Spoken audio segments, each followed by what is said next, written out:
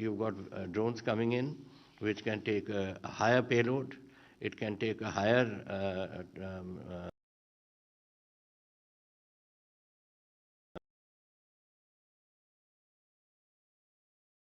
अमरिंदर सिंह जी, हमारे संयुक्त अकाली दल ढींसा के कन्वीनर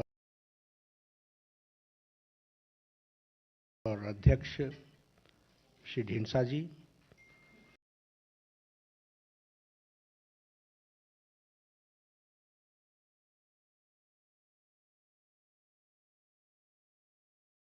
और हमारे बीजेपी के स्टेट के प्रेसिडेंट अश्विनी शर्मा जी, चुनाव के प्रभारी गजेंद्र सिंह शेखावत जी, भारत सरकार में मंत्री हरदीप पुरी जी, हमारे सोम प्रकाश जी और हमारे अनिल बलूनी जी, मीडिया के हमारे कन्वीनर। आज हम सब लोग यहाँ पर पंजाब के चुनाव के दृष्टि से जो एनडीए अलायंस हमारा हुआ है, वह भारतीय जनता पार्टी, पंजाब लोक कांग्रेस और संयुक्त अकाली दल ढींसा, हम सब लोग मिलकर के पंजाब के विधानसभा का चुनाव लड़ रहे हैं। और ये एनडीए का अलायंस जो हम तीनों लोग मिलकर के लड़ रहे हैं।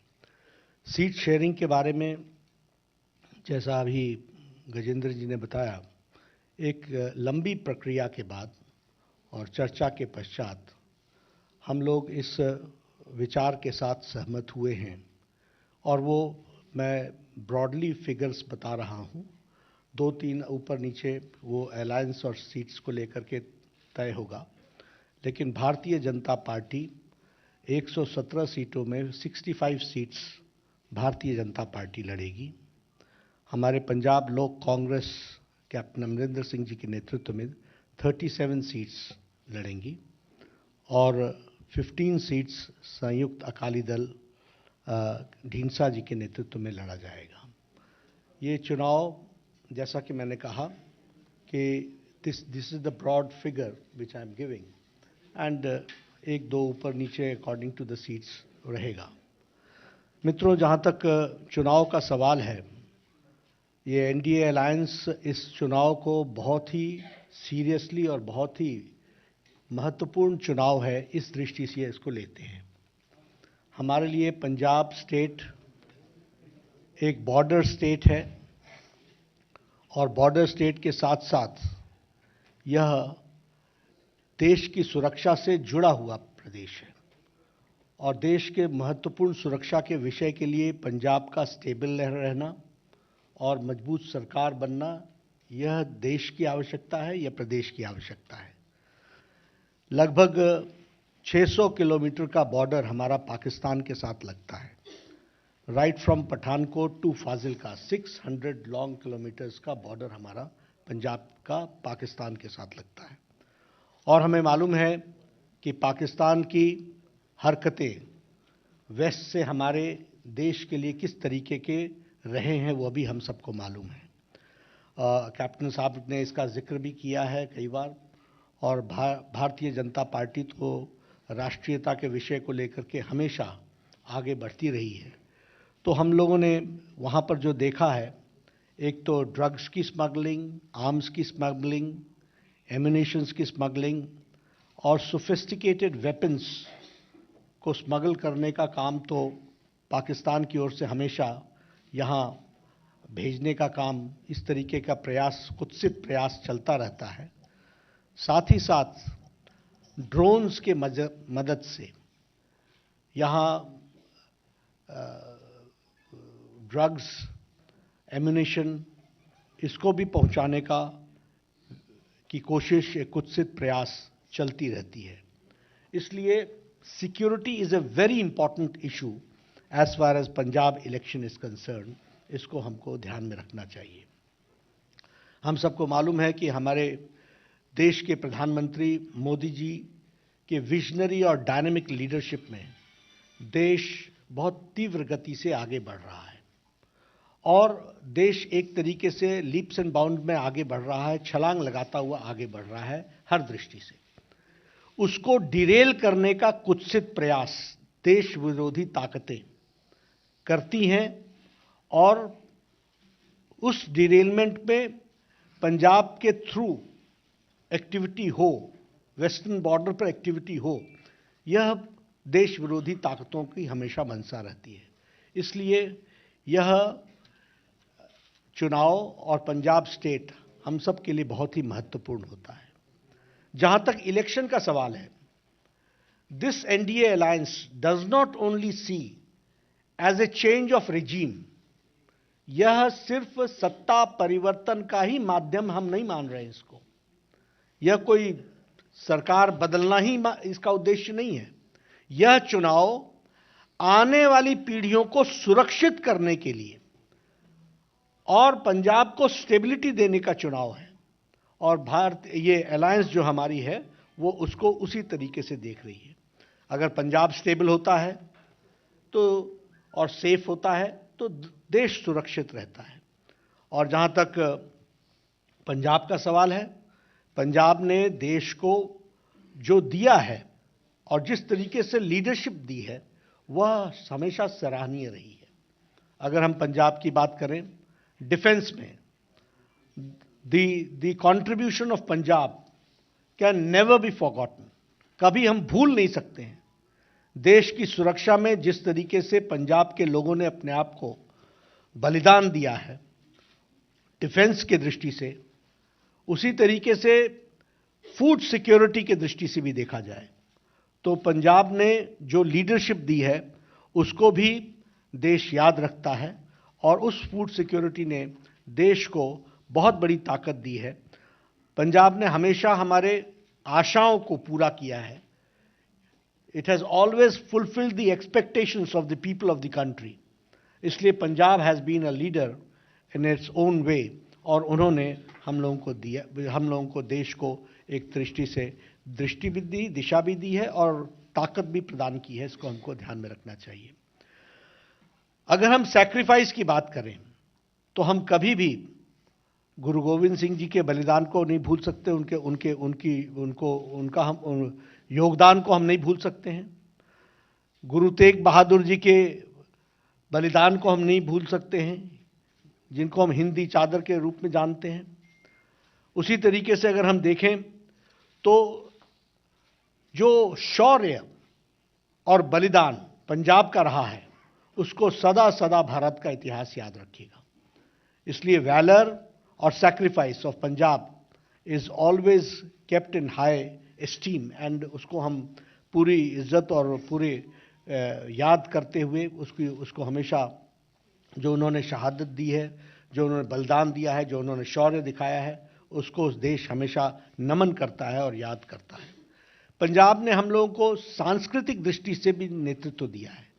पंजाब ने हम लोगों को राजनीतिक दृष्टि से भी नेतृत्व दिया है, और पंजाब ने आर्थिक दृष्टि से भी हमको नेतृत्व दिया है। सेंटर स्टेज पर अगर देखा जाए तो आज़ादी की लड़ाई में लाला लाजपत राय का योगदान हो, फिर चाहे शहीद भगत सिंह का योगदान हो, कभी भी देश नहीं भूल सकता है और देश हमेशा याद रखेगा उस बलिदान को। इसको भी हमको ध्यान में रखना चाहिए। अगर हम बात करें बलिदान की दृष्टि से, तो जब मैंने कहा कि शहीद भगत सिंह को हम याद रखते हैं, तो उसी तरीके से मास्टर तारा सिंह जी के भी कंट्रीब्यूशन को हम नहीं भूल सकते हैं। पंजाब को बहुत कुछ दिया है, पंजाब ने देश को बहुत कुछ दिया है, ये हमको ध्यान में रखना चाहिए। जहां तक आज पंजाब की स्थिति है, it needs a special attention. आज एक विशेष ध्यान देने की आवश्यकता है।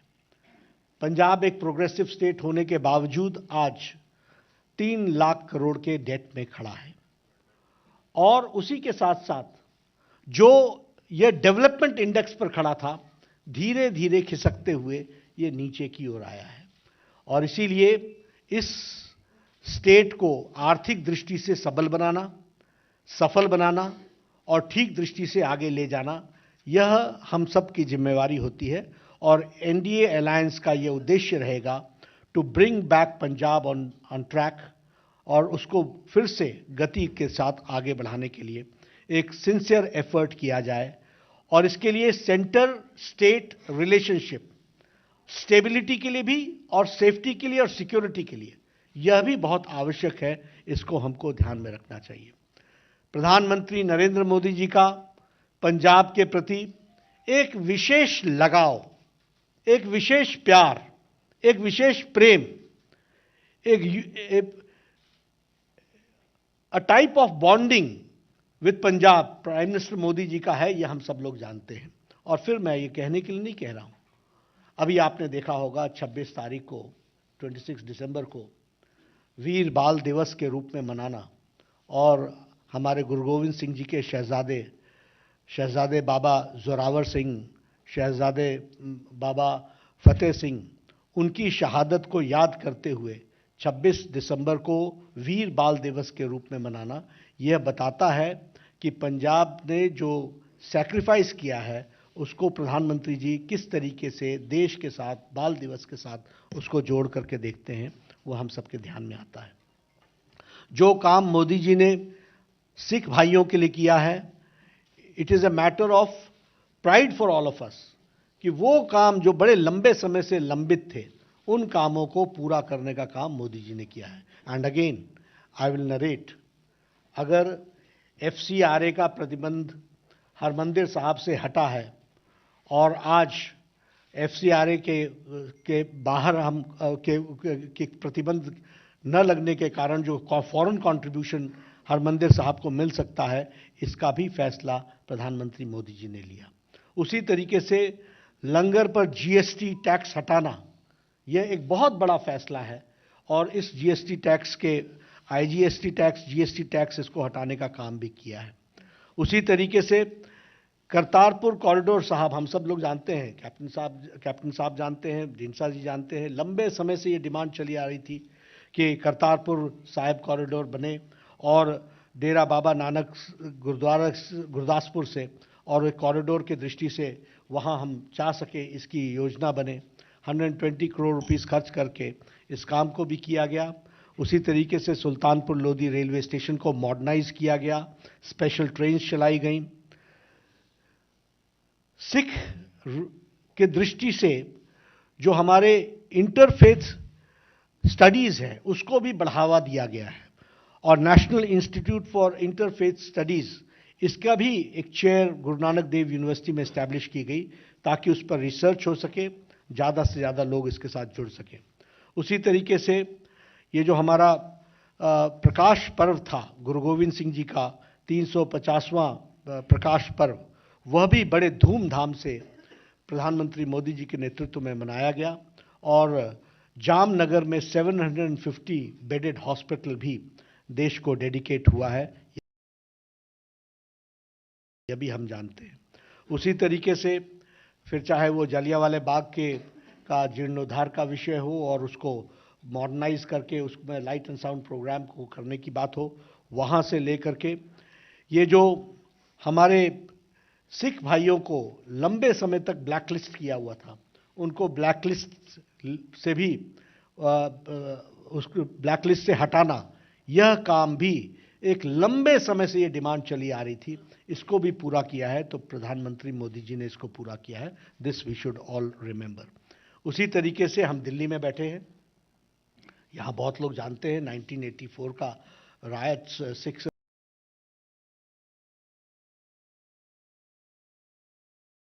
सिख के ऊपर जो जिस तरीके से अटैक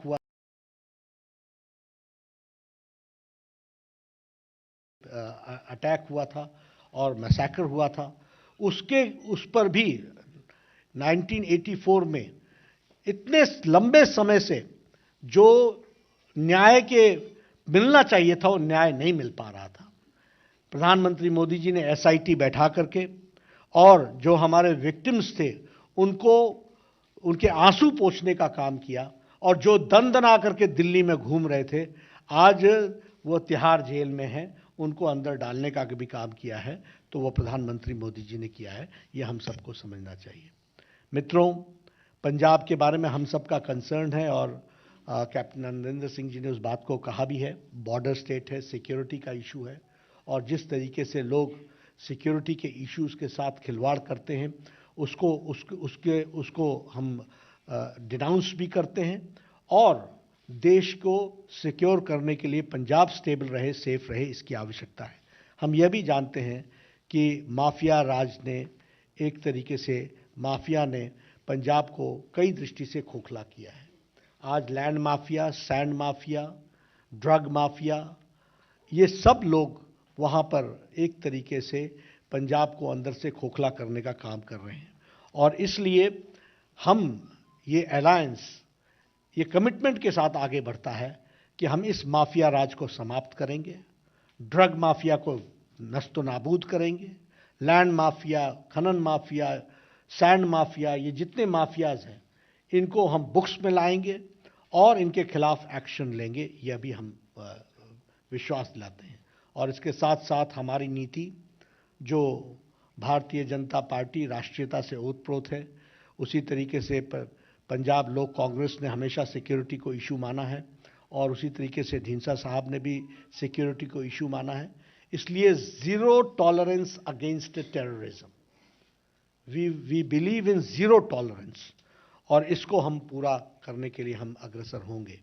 मित्रों, पंजाब में सेंटर स्टेट कोऑर्डिनेशन की आवश्यकता है। केंद्र में एनडीए की सरकार है और अब प्रदेश में एनडीए अलायंस चुनाव लड़ रही है। प्रदेश में भी हमारी सरकार बने, यह हम अपील भी करते हैं और इस अपील के साथ हम जनता के बीच में जाते हैं। डबल इंजन की सरकार की आवश्यकता पंजाब को है और डबल इंजन की सरकार को हमको वहां पर लाना है। इस काम को पूरा करने के लिए हम सब लोग एनडीए के अलायंस में चुनाव लड़ रहे हैं।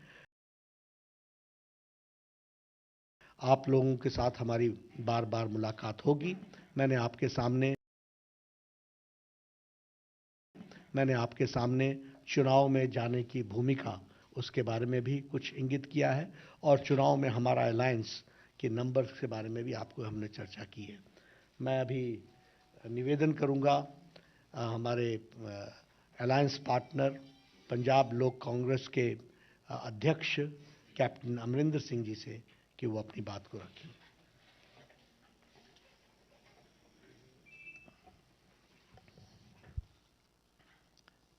नड्डा साहब,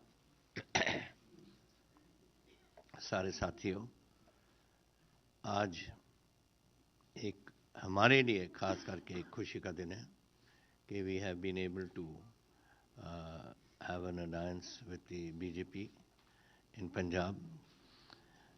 There were many times ups and downs and various thinking how we should go ahead about it and how we should move ahead.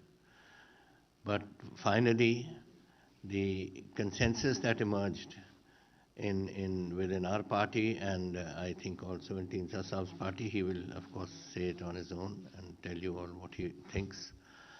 The feeling was that for the sake of stability of the country, for the sake of our own, as the President has mentioned, on the security of the nation, as the area which he has already mentioned, it's 600 kilometers we have from Pathankot to Fazilka, which is for me, it was a formidable occasion to deal with it. I remember that there was a time which used to come when we used to give, there used to be these people going across the rivers, dropping off whatever they had to drop. Then there was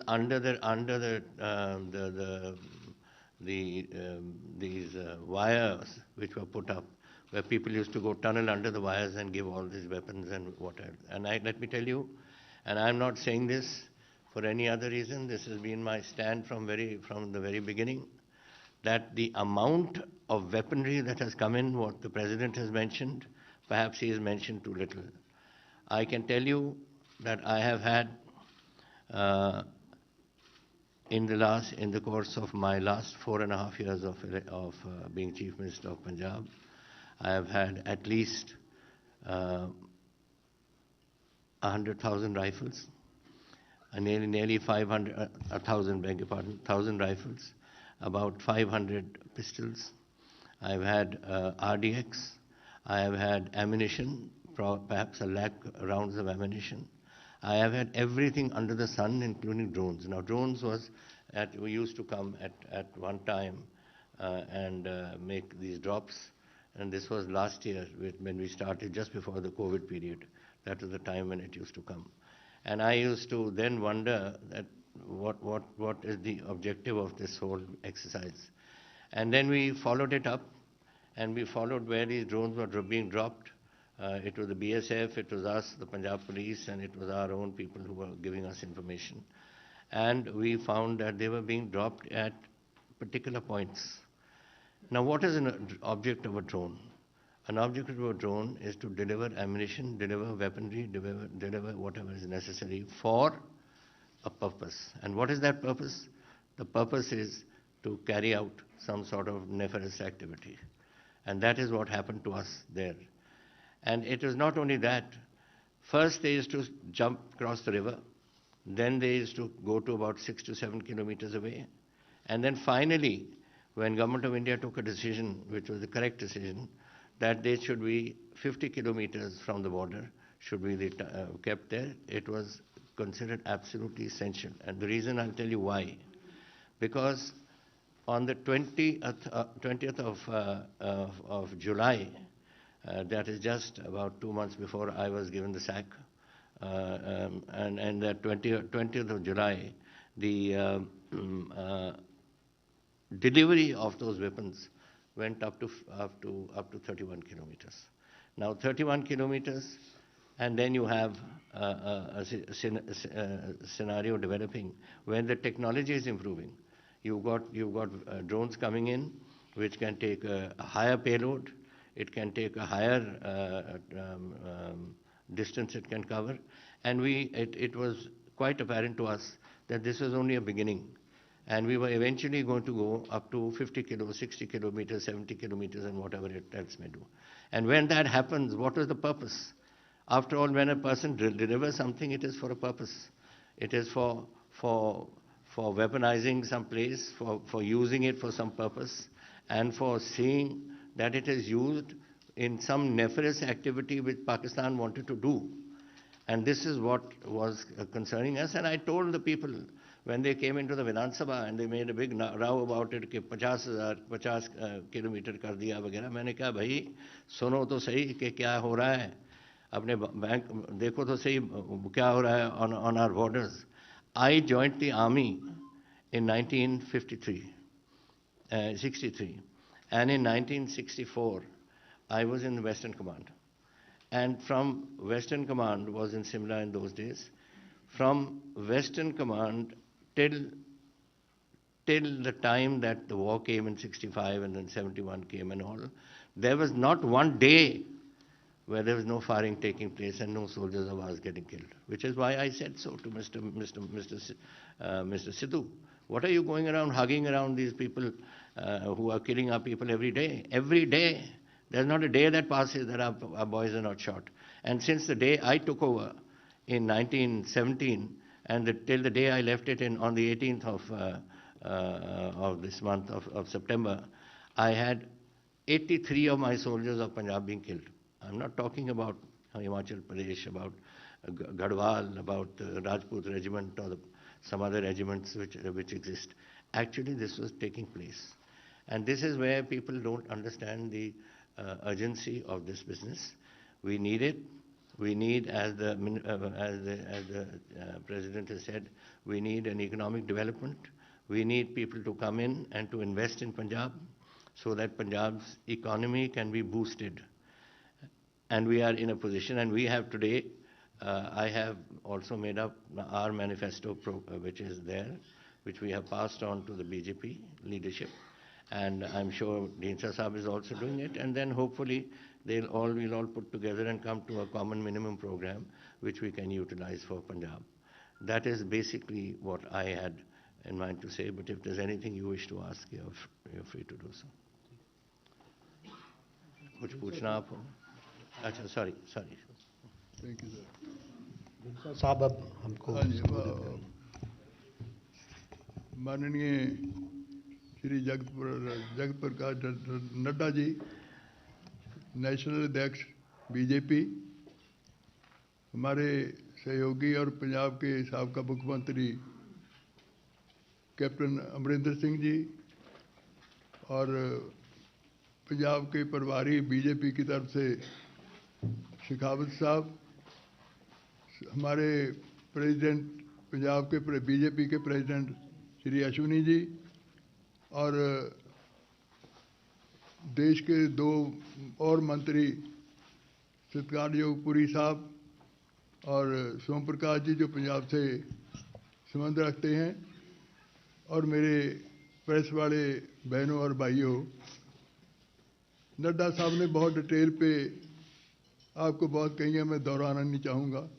उसके बाद captain साहब ने अपने तजर्बे की बात, कैसे देश को खतरा है, उनके बात कही है। लेकिन जो मैं कहना चाहता हूँ कि हमारा गठजोड़ क्यों हुआ है, किसके लिए हुआ है, वो इसलिए कि पंजाब की सिचुएशन बहुत ख़राब है। कुछ ये हुआ कि पंजाब इंडस्ट्री नहीं है, इंडस्ट्री जा रही है, एग्रीकल्चर में भी बहुत कर्ज हो गया, लोन बहुत 3 लाख से भी ज़्यादा लोन है, और कोई ऐसा साधन भी नहीं है जिससे ये कह सकें कि पंजाब दोबारा अपने पैरों पर लाने के लिए हमने इकट्ठे होकर बात की है। मैं आभारी हूँ नड्डा साहब का और बीजेपी की लीडरशिप का कि उन्होंने शेखावत साहब को पंजाब का प्रभारी बनाया, जो बहुत ही डूंघाई पर सोच रहे हैं और डूंघाई पर जाते हैं और जाने के बाद कोशिश करते हैं कि कैसे ये हल हो सके। दूसरा ये है कि कोई भी इलेक्शन आती है तो कभी हिंदू सिख का मसला, कभी हिंदू मुसलमान का मसला, कभी हटाना वो शुरू कर देते हैं। जो हमारे भाईचारे की एकता है जिसको हम कहते हैं, उसको ठीक रखने के लिए हमने फैसला किया कि हम इकट्ठे तीनों पार्टियों मिलकर करेंगे और पंजाब का माहौल ठीक रखेंगे, इलेक्शन ठीक होनी चाहिए। और इसके अलावा हम आभारी हैं प्रधानमंत्री जी के कि उन्होंने बहुत मांगे हैं, जो पहले तो लेट आए ठीक है, लेकिन किसानों की जो एक्ट थे जिसके लिए बहुत 1 साल तक लड़ाई चली, तो उसको उन्होंने विड्रा किया। और ख़ास करके मैं ये भी कहूँगा कि सिखों के लिए भी उन्होंने, जैसे नड्डा साहब ने कहा कि वीर बाल दिवस, जो गुरु गोविंद सिंह जी महाराज के 2 साहिबजादे, छोटे साहिबजादे हैं, जितनी बड़ी उनकी कुर्बानी है, शायद इतनी छोटी उम्र में किसी की ना हो।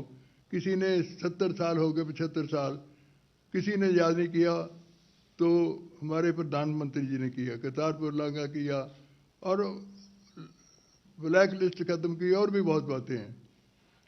मैं उसको सभी पर नहीं जाना चाहता, लेकिन मैं ये कहना चाहता हूँ कि कुछ बातें ऐसी भी हैं जो हम बैठ के तय करना भी चाहेंगे, इलेक्शन में नहीं, इलेक्शन के बाद। कुछ सिखों में, क्योंकि पंजाब में सिख बहुत तादाद में हैं, सभी बाहर के सिखों का भी कोई ना कोई कनेक्शन पंजाब में है, तो चाहेंगे कि उनकी जो डिमांड है कि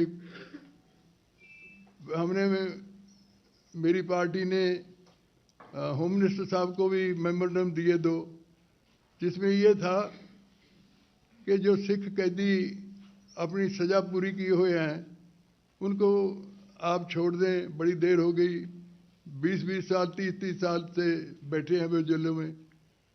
और कुछ और भी हैं मसले जो आज मैं यहाँ पर बहुत दोहराना नहीं चाहता, जो सिखों के हैं, जो काफ़ी कुछ हल भी किए हैं, कुछ रहते भी हैं।